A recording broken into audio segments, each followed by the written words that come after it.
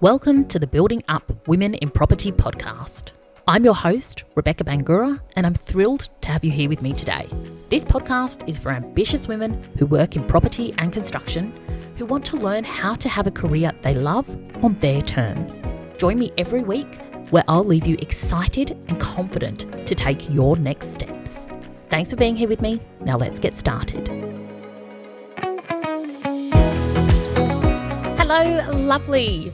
We are about 6 weeks out from Christmas, and I don't know about you, but I've started to get a lot of invites to things, Christmas parties, industry functions, and all the rest. And I thought this is actually a great time to talk about building up our support network, because ultimately all these events we're invited to are about building those personal connections. They're about building meaningful relationships.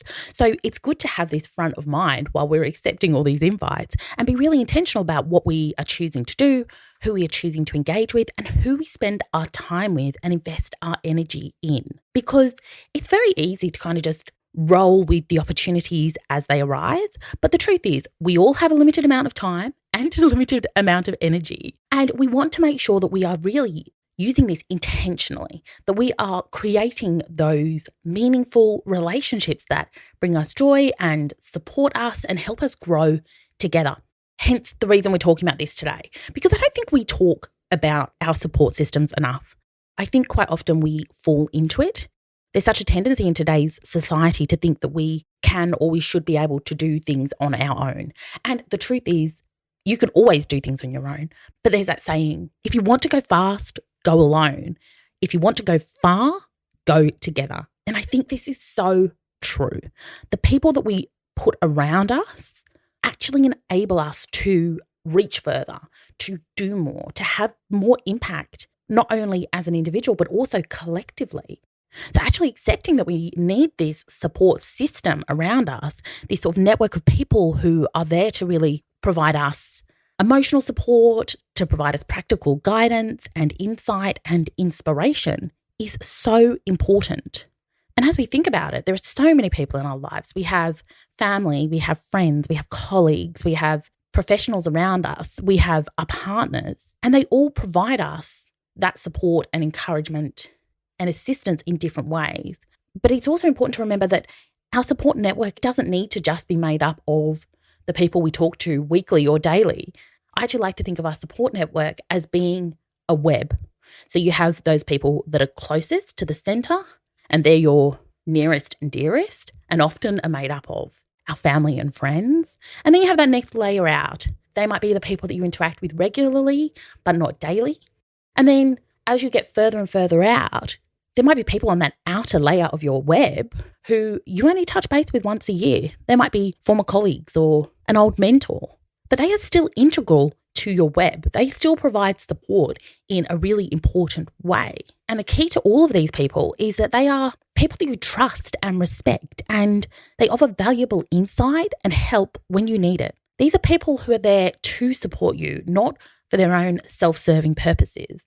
These are genuine, rewarding, healthy relationships with people who we value and respect. So this isn't just about how people can support you. It's about how we support each other. How do we create those relationships where we bring out the best in each other?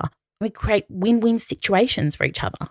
And not everyone in our web needs to be an expert in everything. We should absolutely be seeking out the right people for the right support and guidance as and when we need it. You know, you might have people that you turn to for career advice, and then you might have other people you turn to for help in juggling day-to-day logistics. And not everyone in your network needs to know or be involved in every area of your life, right? It's up to you to decide who's involved in what and who's privy to what information.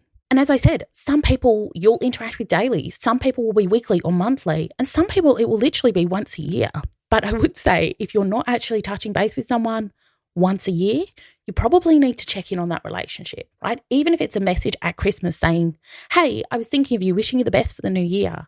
That's still touching base and starting a conversation. But you want to still be engaged with these people in some way, because there's nothing worse than someone reaching out when you haven't heard from them for years because they need help. And I think we've all probably been on the receiving end of that, when you've got a call from a former colleague asking you to be a referee and they've not spoken to you in 5 years.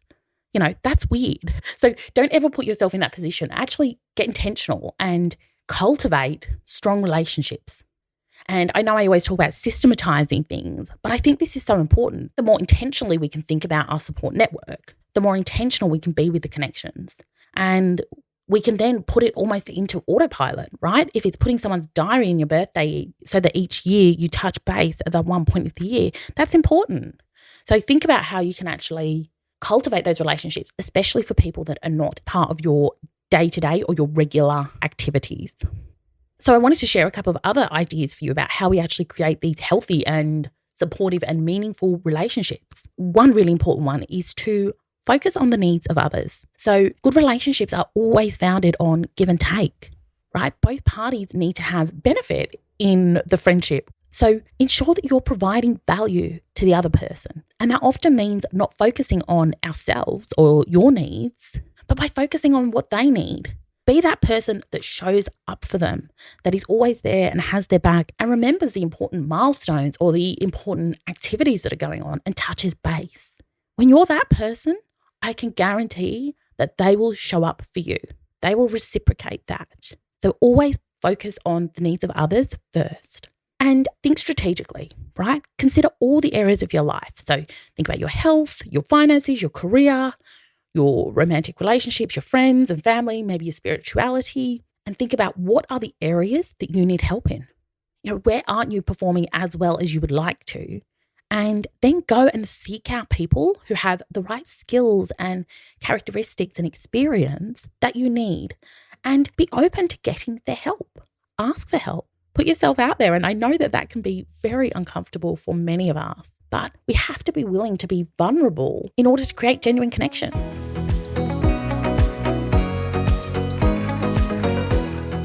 I hope you've been enjoying the episode. I wanted to take a moment to let you know about my free Career Confidence Masterclass. This is for ambitious career-orientated women who are ready to stop playing small and to confidently create a career you love. Head over to my website, beautifuldisruptions.com, for more info. Now let's get back to the episode. I think we all know at least one of those people who is so perfectly put together. They never have a hair out of place. Their makeup always looks fabulous. They always look amazing. Like they seem to be perfect on the outside. And whilst we can absolutely look up to those people, we can almost put them on a pedestal. They are not the people that we want to talk openly with about our concerns or our fears or the challenges we face because they don't feel relatable, right? They have no vulnerability that we've seen. And so whilst we may aspire to that, in reality, they are not the people who we feel connected to. We feel connected to people who are human, who are normal like us, who are struggling. And so just keep that in mind. You don't need to be perfect in these interactions. You need to be open to sharing what's going on and also open to feedback. Now, that's not to say you always need to take on everyone else's advice. You don't, right? You're a grown-up. You can filter this and you should filter this. But the more you can surround yourself with people who you value and respect, the more good advice you're going to get. And the easier it is going to be to find solutions and opportunities. So really embrace that support around you. Now, another point is don't expect your romantic relationship to fill all your emotional needs. And I see this sometimes with myself where I put pressure on my husband to kind of understand my career and my business aspirations. And quite frankly, he doesn't. And I think we can actually bring a lot more joy to our romantic partnerships when we take the pressure off of the relationship to provide us with all of that support. I'm much better seeking advice and guidance on my business and my career from my coach, from my mastermind community, from my peers, and from friends who have similar experiences. Those people, they understand. They offer insight. They offer value to me. So it's about knowing who to go to for the right information. And it's about knowing who to go to for the support that you need at the time. So allow yourself to take the pressure off your partner and change your expectations on what a fulfilling relationship looks like. Because the truth is, having a partner is not a fast track to having a happier life either. So know what support they offer you and be okay with the fact that they don't necessarily understand or appreciate your professional concerns or desires. Now, we also want to think about making sure that your network isn't just made up of people that you like or are like you. Sometimes it is extremely helpful to have someone who always points the holes out in everything and constantly challenges you and asks those hard questions, because quite often those hard questions will open up a doorway for us and get us thinking differently and challenge us. And that is where quite often we see massive results come from. So make sure you have a mix of people in your network, right? The devil's advocate is such an important role. Also, you want to have those subject matter experts, the people who know the detail on the thing that you are trying to achieve. You also want to have the supporter, the person who has your back every step of the way and cheers you on without question and without fault. Like, that's your ride or die. They are going to have your back no matter what. And you also want to have the accountability partner. Who is keeping you accountable for things? Who can you ask to give you that support? Also think about, who are the risk takers? Who are the people who are always pushing the bar and doing things differently, who are willing to be daring and take those bold steps outside of their comfort zone? And how could that benefit you? So really think about the mix of people that you have in your support network. And I like to kind of refer to these people as like my advisory board, because that's how I think of them. It's this web of people who provide me support and guidance and advice on the different areas of my career and my life as and when I need them. And as I said before, so important to this is making sure that we focus on the mutual benefit of this relationship. We are there for them as much as they are there for us. And the more you can go first and demonstrate that support, the better that connection will be.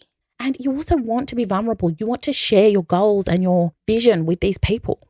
You want them to know what you're working towards, and you want them to know where you struggle, because that will then open up opportunities and doors and pathways that you can't even think of right now, right? The world kind of happens in that weird and wonderful way. When we start to share things start to come together. So don't be scared of sharing or being vulnerable or open.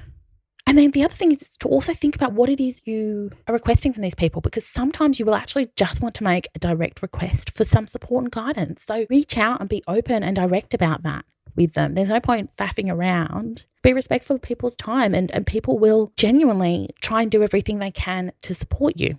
And so as we are approaching this like crazy Christmas season, think about who you are spending your time with. Who are you spending your energy on? How are you investing in real relationships that will support you long term? Go to the events with those people and say no to the things that won't light you up, right? You should want to be spending time with these people who nurture your soul and create possibility for you and support you and have your back. They are your people, so spend the time with them. Okay, my lovelies, I'm going to leave you there. Have a beautiful day, and I look forward to talking to you again next week.